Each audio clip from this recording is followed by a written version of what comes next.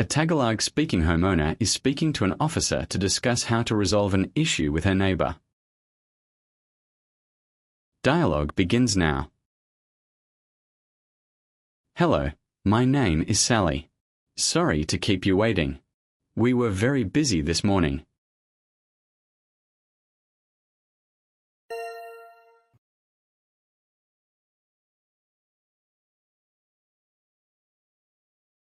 Kumusta po, Sally? Nakikita ko pong abala kayo.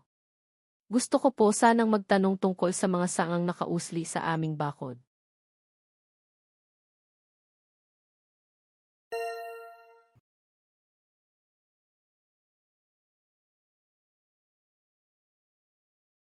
Oh, I see. That kind of issue is common in this area. Is it from the neighbor's garden or is it on public land?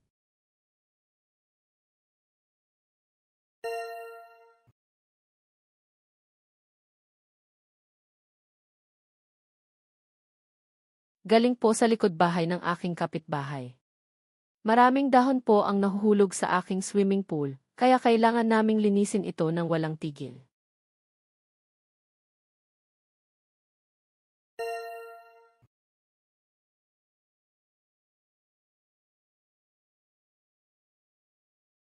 I understand. If it was on the public land, we could have sent council staff to trim the tree.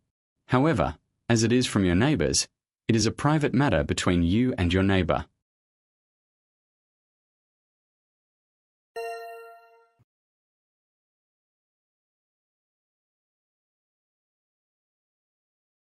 Wala po kaming problema kung kami mismo ang puputol sa mga sanga, pero hindi po kami sigurado kung pinapayagan iyon.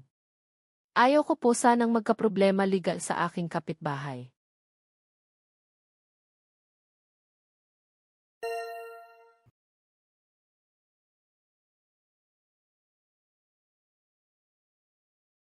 You can trim the branches that are coming over the fence, but it is wise of you to talk with your neighbor first before you do that.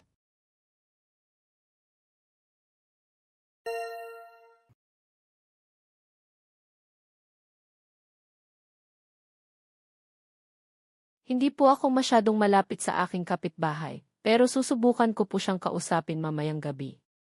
Marahil po ay gusto rin nilang magputol ng ilang sanga para hindi humilig sa isang panig ang puno.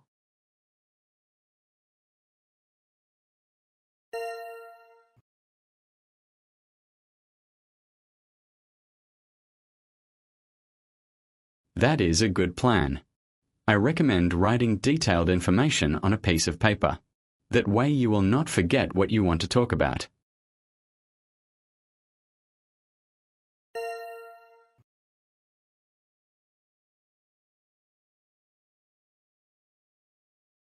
Gagawin ko po iyon. Sa palagay ko po ay maaresolba namin ito ng magalang. Magandang puno po iyon kaya ayaw kong masyadong masira o maputol ng madami.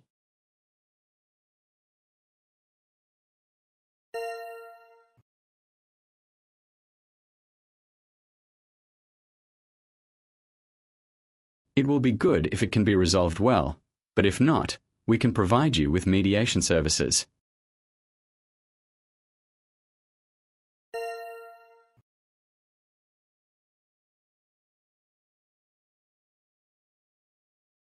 Tatandaan ko po iyan.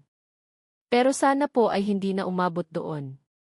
Susubukan ko pong mahinahong asikasuhin ang bagay na ito. Maraming salamat po sa tulong, Sally.